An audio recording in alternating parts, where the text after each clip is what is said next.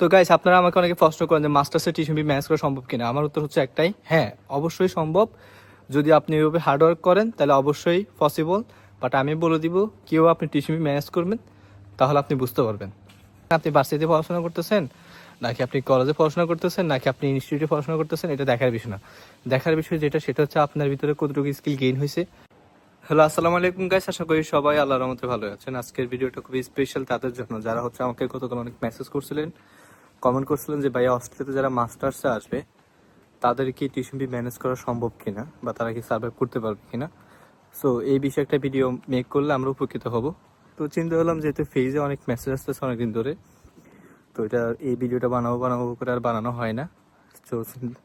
তো চিন্তা করলাম আজকে ভিডিওটা বানিয়ে ফেলি, তাহলে অনেকের উপকৃত হবে। যেহেতু নেক্সট ইন্ডিয়াগুলো আছে, সে তো মাস্টার্সের ক্যান্ডিডেট অনেক বেশি।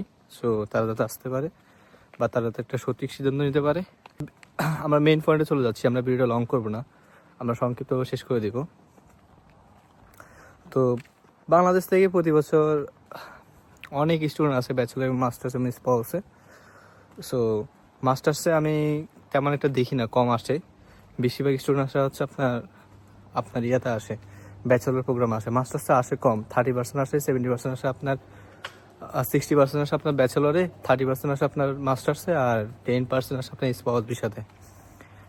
তো এখন কথা হচ্ছে যে মাস্টার্সে যারা আসে তারা কি এখানে সার্ভাইভ করতে পারে কিনা, বা পিআর এর ক্ষেত্রে তাদের সুবিধা কি, তাদের জব ফ্যাসিলিটিস কেমন, আর তারা এখানে আসার পর তারা কি জব ম্যানেজ করতে পারে কিনা টিউশন ম্যানেজ করার জন্য, সব তুলে ধরবো যাতে আপনাদের বুঝতে সুবিধা হয়, আপনাদের সিদ্ধান্ত নিতে সহজ হয়।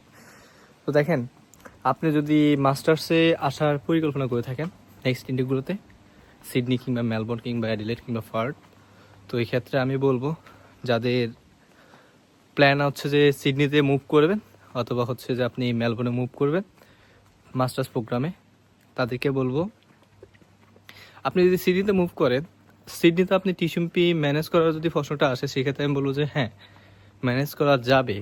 কখন? যখন আপনি ওইখানে যাওয়ার পর একটা ট্যাগ জব ম্যানেজ করতে পারবেন, আই মিন টিএফএন এ জব, পাশাপাশি একটা ক্যাজুয়াল জব করতে পারলে তখন আপনার টিউশন ফি তোলা সম্ভব। কারণ এখানে আপনার ফি রেট অনেক বেশি সিডনিতে। সো সিডনিতে আপনি যা পাবেন মেলবোর্নে একটু কম পাবেন, মানে 19-20 পার্থক্য, অত বেশি পার্থক্য না। ধরেন আপনি সিডনিতে গেলেন, সিডনিতে যাওয়ার পর আপনার এখানে পরিচিত ভাই ব্রাদার আছে, অথবা আপনার রিলেটিভস আছে, অথবা আপনার ফ্যামিলির কোনো সদস্য থাকে, তখন ও যদি আপনাকে 2টা জব ম্যানেজ করে দিতে পারে, সেক্ষেত্রে আপনি 2টা জব করার পর সেক্ষেত্রে আপনি 2টা জব করে টিউশন ম্যানেজ করতে পারবেন। যদি আপনি যাওয়ার সাথে সাথে জব পান, সেক্ষেত্রে আপনি মাস্টার্সে টিউশন ফি ম্যানেজ করতে পারবেন। ধরেন আপনি 1 সেমিস্টার দিয়ে গেছেন, 1 সেমিস্টার তো আপনি যাওয়ার শুরুতে আপনি জব করতেছেন, সেক্ষেত্রে আপনি ইজিলি ম্যানেজ করতে পারবেন টিউশন ফি। সো যারা হচ্ছে সিডনিতে আসবেন তারা হচ্ছে টিউশন ফি ম্যানেজ করতে পারবেন কিনা এটা ক্লিয়ার করে দিলাম। যদি আপনি যাওয়ার সাথে সাথে যদি জব ম্যানেজ করতে পারেন, যদি আপনি যাওয়ার সাথে সাথে 1 মাসের মধ্যে জব ম্যানেজ করতে পারেন, তাহলে আপনি টিউশন ফি ম্যানেজ করতে পারবেন। ঠিক আছে? কারণ আপনি যখন যাচ্ছেন এরপরে তো আপনি জব করতেছেন টানা, তাই না? তাহলে আপনার খাওয়া দাওয়া ছাড়া আপনার কিছু টাকা সেভ হইলো। ধরেন আপনি 2টা জব করতেছেন, 2টাতে মিলে আমি ধরলাম আপনার প্রায় 4,500 মতো আসে, বা 4,000 ধরলাম। তো আপনার খাওয়া দাওয়া সব মিলে আপনি একটু হিসাব করে চলতে হবে, যেহেতু আপনি মাস্টার্সের স্টুডেন্ট। আপনি সব কিছু টার্গেট রাখতে হবে যে আপনাকে 1500 মধ্যে শেষ করতে হবে। আপনি যদি 1500 মধ্যে শেষ করতে পারেন সব কিছু, তাহলে আপনার বাকি 2500 আপনি সেভ করতে পারবেন। ধরলাম আপনি $2,000 খরচ করলেন আর $2,000 সেভ করলেন, তাহলে আস্তে আস্তে ম্যানেজ করতে পারবেন। হয়তো দেখা গেছে ফার্স্ট সেমিস্টার দেওয়ার পর সেকেন্ড সেমিস্টার হয়তো আপনার 10% হয়তো বা 20% হয়তো বাসা থেকে আনতে পারে, যদি আপনি মানে হার্ডওয়ার্ক কম করেন। আর যদি হার্ডওয়ার্ক বেশি করতে পারেন তাহলে আপনি ম্যানেজ করতে পারবেন ইজিলি। তবে আমি ম্যাক্সিমাম দেখছি যারা হচ্ছে আশা মতো জব পেয়ে যায় 2টা, তারা ম্যানেজ করতে পারে, তারা বাসা থেকে আনে না। কারণ জব আছে, তারা ইনকাম করতেছে, ম্যানেজ করতে পারতেছে। আর মেলবোর্নে যারা আসবেন, মেলবোর্নের কথা হচ্ছে যে এটা, আপনি যদি মেলবোর্নে আসেন সেই ক্ষেত্রে সেম সিডনির মতো যদি 2টা জব আপনি ম্যানেজ করতে পারেন, হাতে রাখতে পারেন শুরুতে, তাহলে আপনি টিউশন ম্যানেজ করতে পারবেন। যদি আপনি আসার 3-4 মাসও যদি জব ম্যানেজ না হয়, সেক্ষেত্রে পসিবল না, কারণ আপনার 3-4 মাস চলে গেছে, সো পারবেন না। সেক্ষেত্রে আপনার আরেক সেমিস্টার হয়তো ওই যে 1 সেমিস্টার তো দিয়ে আসলেন, আর নেক্সট সেমিস্টার যেটা সেটা হয়তো আপনি 40% ম্যানেজ করতে পারবেন, বাট বাকি 60% আপনাকে বাসা থেকে আনতে হবে। যদি আপনি জব শুরুতে আসার মাত্র না পান, তবে ম্যাক্সিমাম এখন যে অবস্থা বর্তমান অস্ট্রেলিয়ার কন্ডিশন যেটা দেখতেছি, মোটামুটি আপনাকে 6 মাসে ব্যাকআপ নিয়ে অস্ট্রেলিয়াতে আসতে হবে। কারণ এখন যে অবস্থা চলতেছে অস্ট্রেলিয়াতে জব ক্রাইসিস মোটামুটি আছে। সো একদম জব ক্রাইসিস না এটা বললে ভুল হবে, আবার একদম যে জব পাচ্ছে না সেটাও বললে ভুল হবে। মোটামুটি ধরেন এখন অনেক স্টুডেন্ট চলে আসছে তো মেলবোর্ন সিডনিতে, মোটামুটি জব ক্রাইসিস আছে। কারণ আপনি এই 4টা স্টেটে গেলেন, এখন যাওয়ার সাথে সাথে যদি আপনি 2টা জব ম্যানেজ করতে পারেন তাহলে আপনি এই ক্ষেত্রে টিউশন ফি ম্যানেজ করতে পারবেন, যদি যাওয়ার সাথে সাথে জব ম্যানেজ করতে পারেন 2টা। আদারওয়াইজ একটা জব ম্যানেজ করলে হবে না, তাহলে পারবেন না। যেটা ট্রু সেটা ট্রু। আপনাদের প্রশ্ন হতে পারে যারা হচ্ছে 1 সেমিস্টার টিউশন ফি দিয়ে যায়, তারা যদি 6 মাসে জব না পায় বা 4 মাসে যদি জব না পায়, তাহলে কি সেক্ষেত্রে তারা কি টিউশন ফি ম্যানেজ করতে পারবে না? দেখেন, আপনি যদি আসার পরে 3-4 মাস যদি চলে যায়, এরপর যদি আপনি জব ম্যানেজ না করতে পারেন, এই ফার্স্ট সেমিস্টার আপনি টিউশন ফি ম্যানেজ করতে পারবেন না। সো এই ক্ষেত্রে হচ্ছে কি, আমি বলি একটা সেফ জোন হচ্ছে কি, ধরেন আপনি 1 সেমিস্টার দিয়ে আসলেন, আরেক সেমিস্টার দিয়ে আসলেন কিন্তু জব ম্যানেজ করতে পারলেন 3-4 মাসেও, তাহলে আপনি নেক্সট সেমিস্টার দিতে পারবেন না, বাসা থেকে আনতে হবে। এটা একদম বাস্তব। কারণ আপনি যদি শুরুতে আইসা যদি 3-4 মাসে জব ম্যানেজ না করতে পারেন, তাহলে আপনার টিউশন ফি দেওয়া অনেক টাফ হয়ে যাবে, আপনি পারবেন না। এটা সত্যি কথা।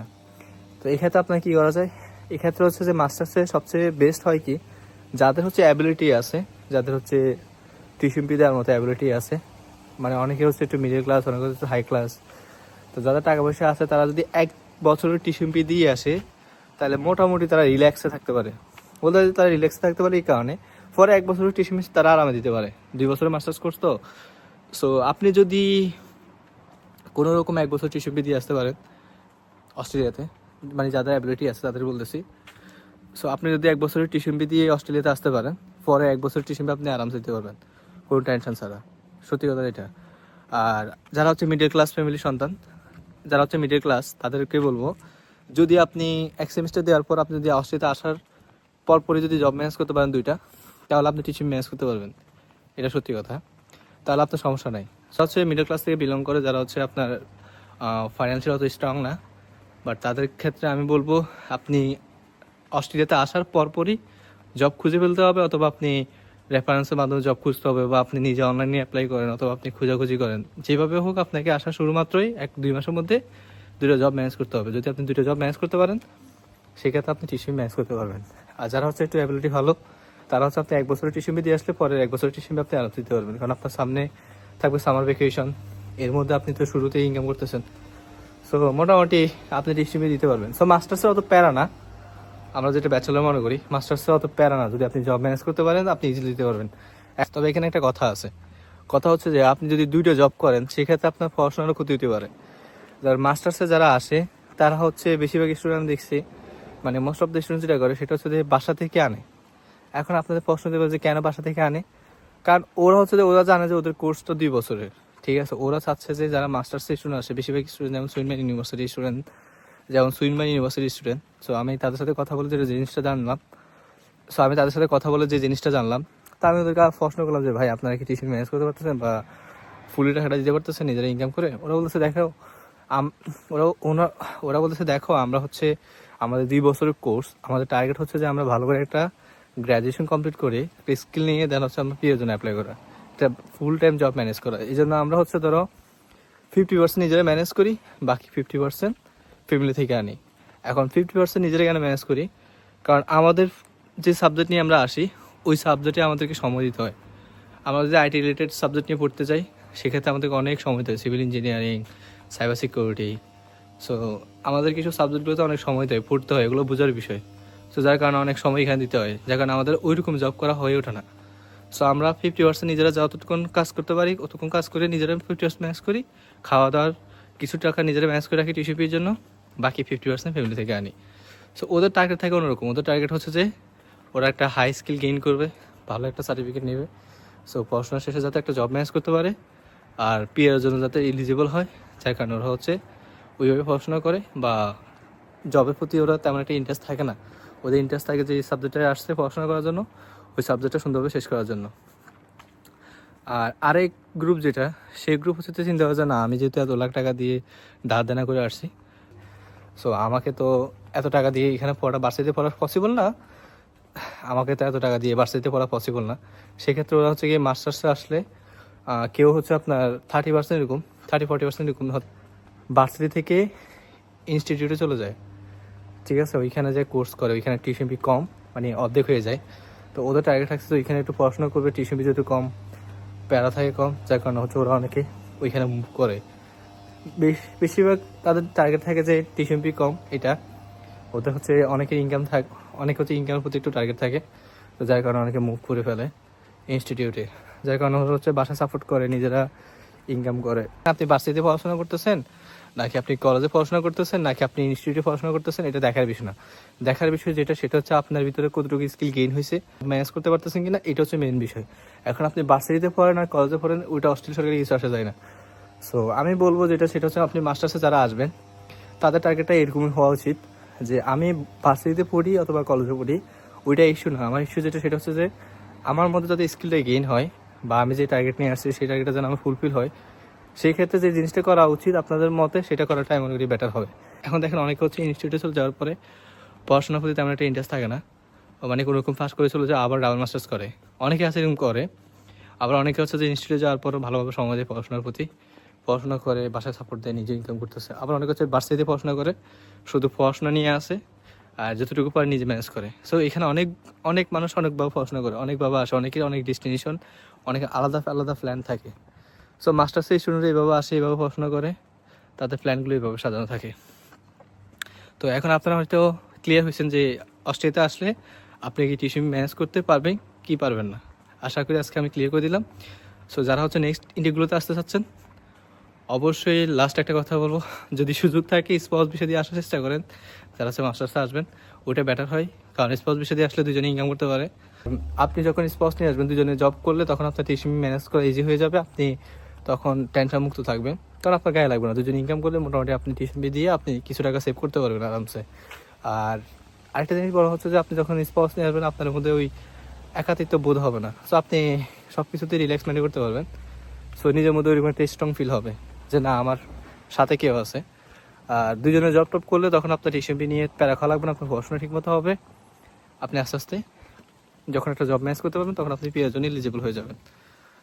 সো সবাই ভালো থাকেন, দেখা হবে নেক্সট কোনো ভিডিওতে। আজকে এই পর্যন্ত, আল্লাহ হাফেজ, আসসালামু আলাইকুম।